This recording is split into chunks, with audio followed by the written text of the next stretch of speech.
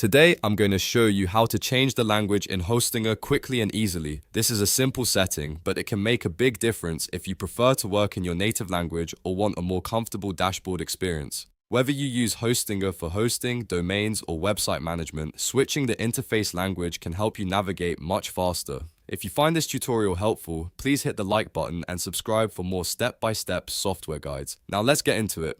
First, log into your Hostinger account. You can do this from the Hostinger homepage using your usual email and password.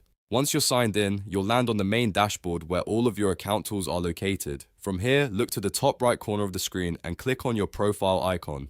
This is where Hostinger keeps account settings, preferences, and personalization options. After you open the profile menu, look for the language option. Click on language to open the available list of supported languages.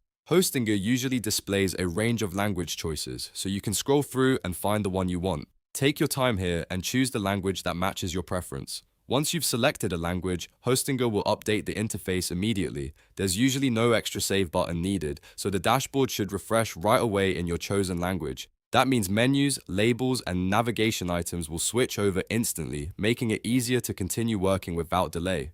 If you don't see the change right away, just refresh the page once and check the profile menu again. In most cases though, the update is instant and smooth. This makes it very easy to switch between languages whenever you need to, and that's it. You've now changed the language in Hostinger in just a few simple steps.